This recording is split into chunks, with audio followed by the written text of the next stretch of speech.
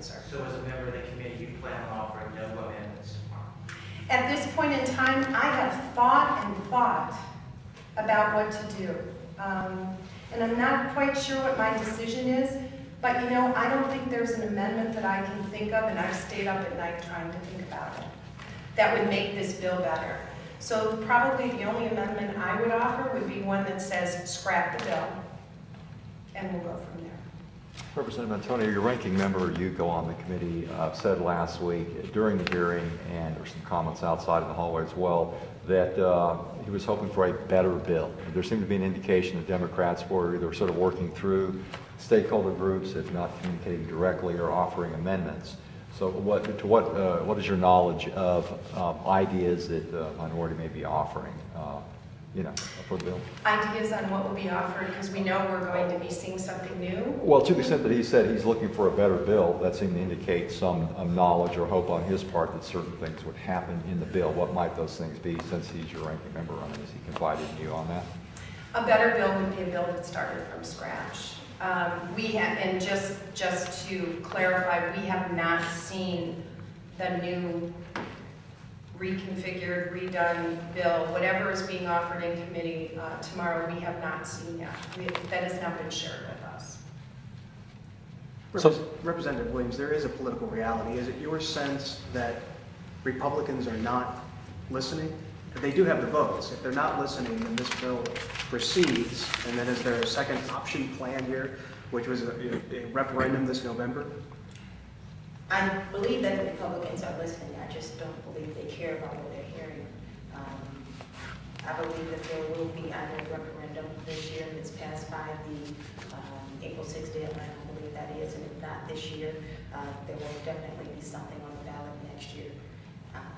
I believe the Republicans are not only hearing from the people that we represent, but the people in their district. As you know, over 40% of teachers, according to the Ohio Federation of Teachers, voted for John Kasich and the Republican members of this body, and a significant number of police and fighters, and they have been making phone calls to them, explaining to them what their impact will be with this bill, and they're just not listening. So they have heard, they've been called, and they are just not willing to negotiate at this point.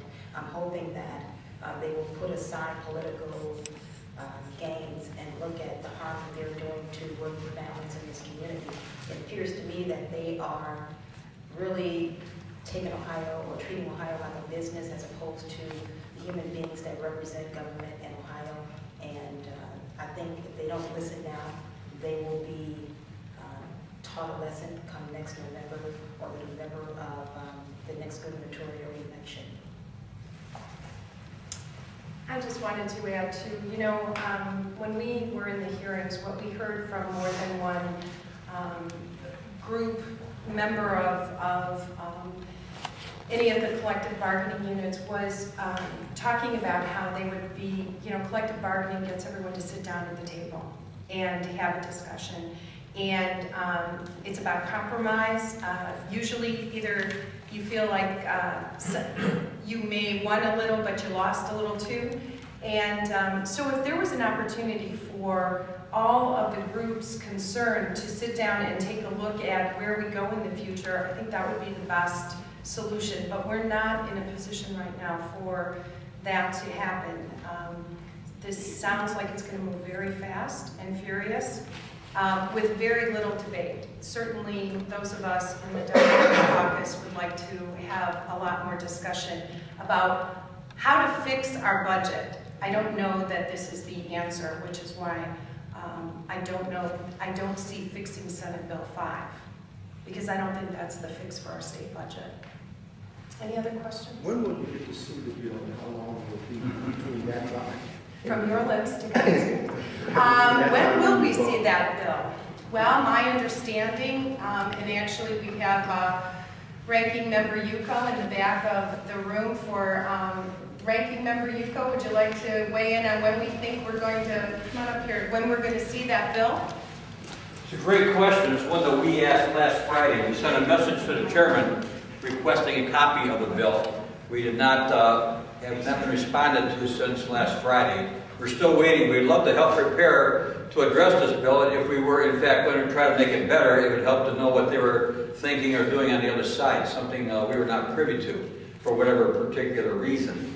But the reason why we are here today is because a long history of life in the United States and life here in Ohio, and fights that have been ongoing for whether it's women's rights, whether it's civil rights, whether it's workers' rights, whether it's the right to organize, whether it's the right to work for a fair wage, whether it's the right to have decent health care, whether it's the right to be able to retire with a decent pension one day, whether it's the right to work with dignity and not be repressed for any particular reason. These are all reasons why all these folks are good folks are standing here today, because there's a very powerful message. Their rights are being trampled on by Senate Bill 5. And it's not going to be tolerated. It's not going to be tolerated by this caucus. It's not going to be tolerated by this General Assembly on the Democratic side that understands the importance that, number one, if we're going to have something that's broken, we will fix it. But this is a particular case where something is not broken.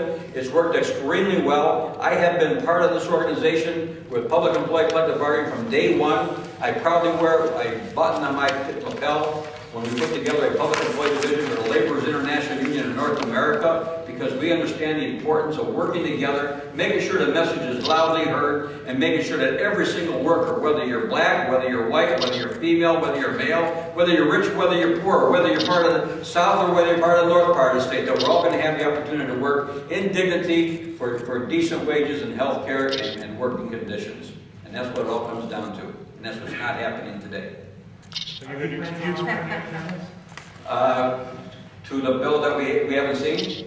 Good question, huh? Well, are Democrats offering any amendments to that bill right now? As of right now, I can't answer that. Because you don't know. I haven't seen the bill I yet. haven't seen the bill. It's hard to offer an amendment on something that you haven't seen. How do you even begin to think about whether there's places where you can attempt to fix Well, it? you can offer amendments on the current bill, though, right? On the current bill, Why can't you offer amendments on the current bill? because the current bill isn't amendable.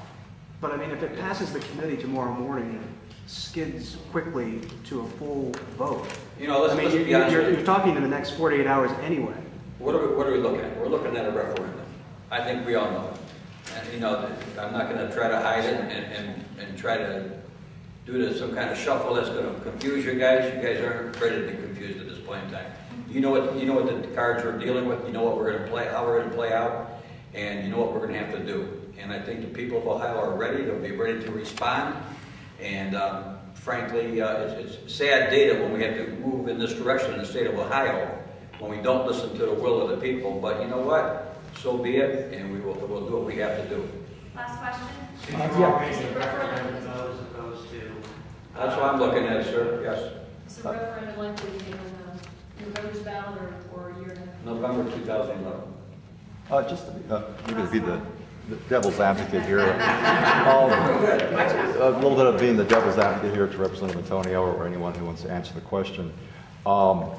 If a woman is a superintendent now, and maybe there are more superintendents in the future, should men be afraid of how they are going to be treated by female superintendents, or based on race, should so, you know, I'm just asking, what I'm saying, what I'm asking is, are women less disposed to gender bias than men? I mean, I'm just asking what you think about that. So everyone heard the question, and you know, I'm glad you asked that, because it allows us to talk about the fact that in citing those statistics, it's not to suggest that there's more gender bias by one gender than another. But what we have going on in our society is an overall power structure where, whether you like it or not, or whether you want to believe it or not, you know, men have the power. They have those higher administrative positions. Which means that they have the decision-making capacity over women who at this point, 52% of the population, but do not hold those higher level power positions. So there's an imbalance with all of this.